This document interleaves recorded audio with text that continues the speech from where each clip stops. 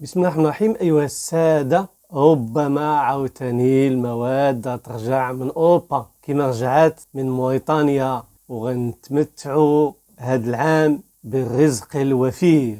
أزمة في فرنسا، الفلاحون، إضراب وإغلاق تام وإفساد لكل المواد الفلاحية اللي جاية من خارج فرنسا، والمغرب هو في الصدارة. غتاكلوا الفواكه وكل المواد اللي انتم محرومين منها وشعلة فيها الأسعار. رب ضارة نافعة.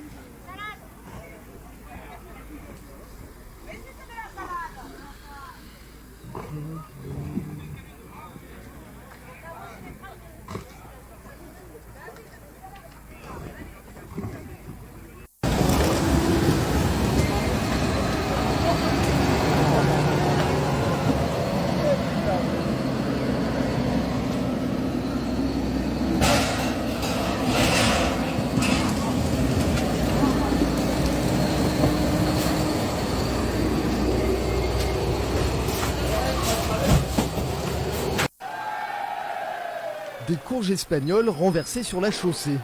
La manifestation de la colère des agriculteurs gardois excédée par les importations de fruits et légumes à bas coût. Une concurrence déloyale d'après eux. Il y a beaucoup de désespoir. Il ne faudrait pas trop que la colère reprenne le dessus. Parce que si la colère reprend le dessus, il y en a beaucoup qui sont tellement acculés financièrement qu'ils n'auront plus rien à perdre. Les paysans gardois s'étaient donné rendez-vous tôt ce matin pour bloquer les entrées d'autoroute de Nîmes. Des centaines de tracteurs ont convergé de tout le département pour empêcher le trafic sur la 9 et la 54. Une mobilisation largement portée par le monde viticole. Si on continue comme ça, notre agriculture est en train de disparaître. Les côtes du Rhône, par exemple, avec la baisse de prix, je pense qu'on risque de perdre la moitié de nos exploitations dans les 2 ans qui arrivent si on fait rien. Les viticulteurs réclament des mesures urgentes, notamment pour limiter la surproduction. Comme il n'y aura pas effectivement de plan d'arrachage mis en place avant, on va dire à la fin 2024, le début 2025, il nous faut pour le moment gérer cet excédent et donc il faut avoir des mesures d'aide à la trésorerie à court terme. Mais la crise ne se limite pas au seul monde de la vigne.